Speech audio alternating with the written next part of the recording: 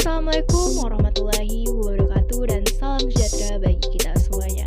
Halo Sobat PIB, kami dari kelompok Abisa Tiada Diri. Di sini kami mengambil studi kasus transportasi berkelanjutan dan kami akan membahas proyek Jalan Layang MBZ. Sebelum itu kami akan memperkenalkan diri terlebih dahulu. Jadi tetap stay tune di video kami, semoga bermanfaat.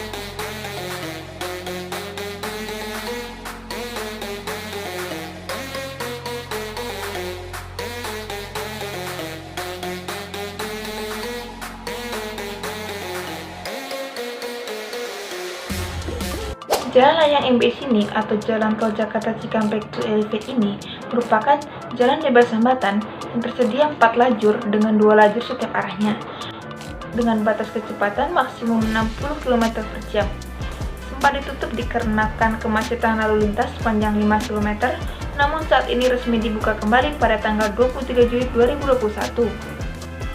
Jenis proyek ini termasuk dalam jenis proyek transportasi berkelanjutan karena dan tujuannya digunakan untuk mengatasi kemacetan lalu lintas.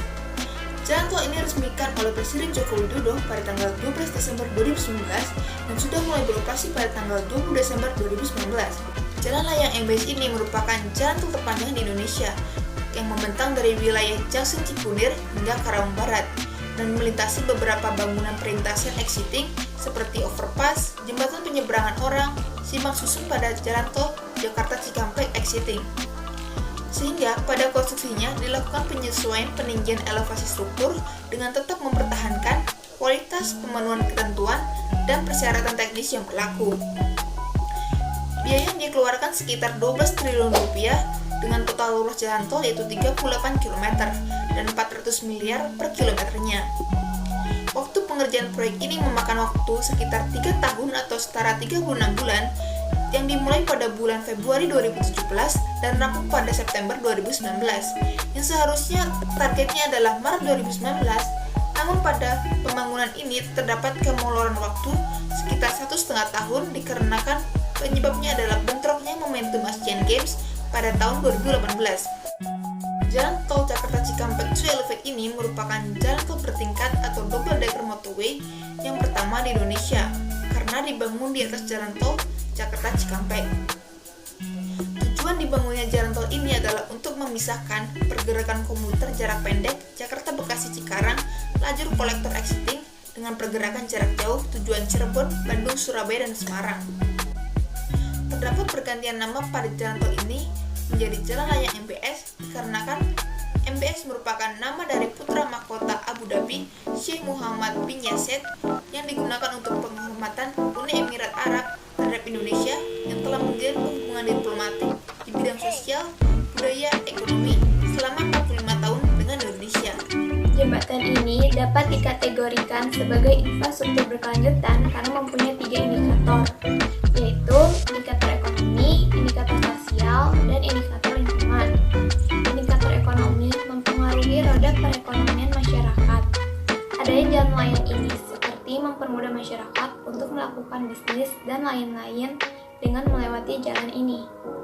Indikator sosial dapat mengurangi angka kemacetan di daerah tersebut.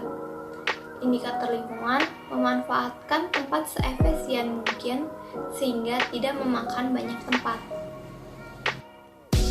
Dari 17 tujuan SDGs, ada 3 tujuan yang tersangkut SDG dalam proyek ini, yaitu yang pertama, poin 9, infrastruktur, industri, dan inovasi.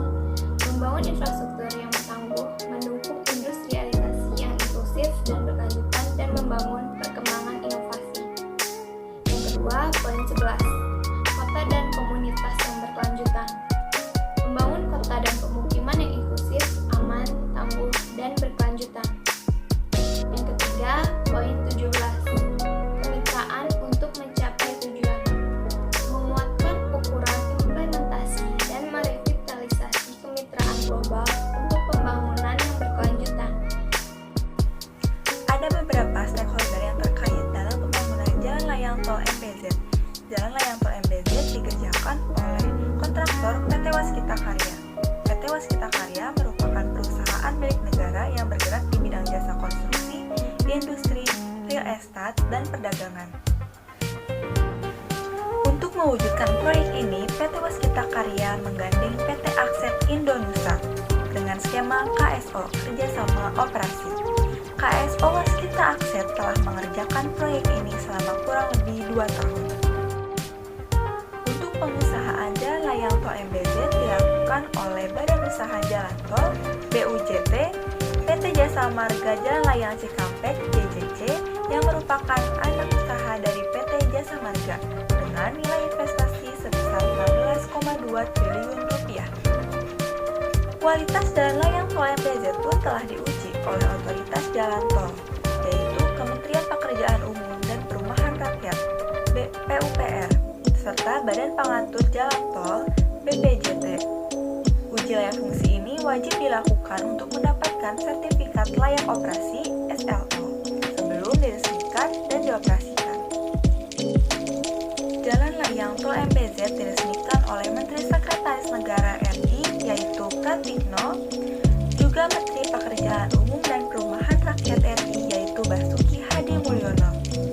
Selain itu, Duta Besar RI untuk PEA Husin Bagis dan Duta Besar PEA untuk RI Abdullah Salem Al-Daheri juga turut serta hadir dalam acara peresmian tersebut.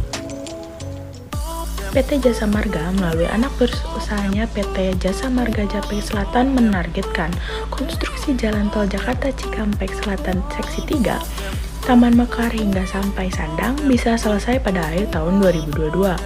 PT JJS sebagai pengelola jalan tol Jakarta Cikampek 2 Selatan mencatat progres konstruksi untuk jalan tol Japek 2 Selatan Seksi 3 hingga akhir 2022 telah mencapai 60,82%. Direktur Utama PT JJS Hari Pratama menjelaskan, saat ini proses konstruksi yang berjalan untuk keseluruhan jalan tol Japek 2 Selatan diprioritaskan pada Seksi 3 yang masuk dalam wilayah Kabupaten Karawang, Purwakarta. Untuk progres pembebasan lahan untuk 3 sesi, pekerjaan secara keseluruhan saat ini mencapai 57,18%. Pembebasan lahan masing-masing seksi, yaitu Seksi 3 telah mencapai 92,04%. Seksi 2 Setu sampai Taman Mekar sebesar 38,29% dan Seksi 1 Jati Asih sampai Setu Sekar sebesar 3,29%. Hari juga menjelaskan dalam membangun jalan tol Japek 2 Selatan dari Sadang, Kabupaten Purwakarta hingga Setu, Kabupaten Bekasi. Proses pembebasan lahan diprioritaskan pada lokasi Kabupaten Bekasi, Kabupaten Karawang, dan Kabupaten Purwakarta, yaitu Seksi 2 dan Seksi 3.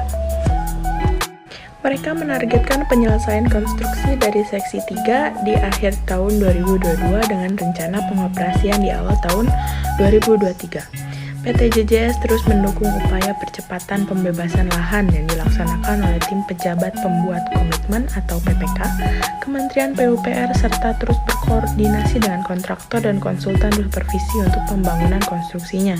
Jalan tol Japek 2 Selatan membutuhkan total investasi sebesar 14,69 triliun dan masa konsesi sebesar 35 tahun. Dengan kehadiran tol ini diharapkan dapat memangkas waktu tempuh perjalanan dari Jakarta menuju Cikampek dari sisi selatan jika beroperasi penuh. Jalan tol Japek 2 Selatan tersebut nantinya akan memiliki 7 buah gerbang tol, yaitu gerbang tol Jati Asih, gerbang tol Bandar Terbang, GT1, gerbang tol Saka Geragam, GT Taman Mekar, GT Kutanegara, dan GT Sadang. Lalu apa yang dapat dicontoh atau diperbaiki dari proyek ini sehingga dapat diaplikasikan pada kasus lain? Salah satu hal yang mungkin dapat diperbaiki dalam proyek jalan tol Jakarta Cikampek ini yaitu jarak sambungan jalan di tol layang Japek yang terlalu lebar sehingga mengakibatkan ketidaknyamanan pengguna jalan. Kegagalan strukturnya adalah antara expansion joint itu terlalu besar sehingga terjadi ketidaknyamanan ketika pengendara lewat. Dalam sistem konstruksi jalan layang dibutuhkan jarak antar satu bentangan jalan dengan jalan lainnya. Tujuannya adalah jika ada beban horizontal seperti gempa, maka jalan akan lentur dan tidak roboh. Namun menurut Manlian, jarak tersebut tidak boleh terlalu lebar. Lanjut, menurut Manlian, gelombang jalan tol layang Japek 2 juga disebabkan oleh penggunaan material baja yang dominan. Padahal jika jalan tol layang itu dibangun dari beton, maka lengkungan jalan bisa diminimalisir, ujar Marlian. Lanjut untuk ke hal yang dapat dicontoh dari proyek Jalan Tol Jakarta Cikampek ini, yaitu memperlancar pergerakan arus barang dan jasa dan mendukung pengembangan wilayah ekonomi kawasan sekitarnya. Lalu jalan tol ini dapat menghubungkan wilayah-wilayah yang berpotensi mendatangkan minat-minat investasi di Jawa Barat yang dapat meningkatkan pertumbuhan ekonomi masyarakat dan pengembangan wilayah industri maupun wisata. Kesimpulannya yaitu, untuk membangun infrastruktur berkelanjutan harus memperhatikan 17 tujuan SDGs dan 3 indikator, yaitu indikator ekonomi, sosial, dan lingkungan dalam proses perencanaan, perancangan, dan desain serta pembuatan sehingga pembangunan tersebut bisa lancar dan berkelanjutan di masa yang akan datang. Seperti halnya proyek layangan MBZ ini yang telah memenuhi kriteria tersebut. Diharapkan ke depannya, infrastruktur dapat menerapkan hal tersebut sehingga pembangunan di Indonesia bisa lebih maju dan berkualitas ke depannya. Itu saja yang bisa kami sampaikan, semoga bermanfaat dan menambah wawasan. Kami kelompok Abisa Tiada Cedi pamit undur diri. Wassalamualaikum warahmatullahi wabarakatuh. Salam sejahtera bagi kita semuanya. See you next video.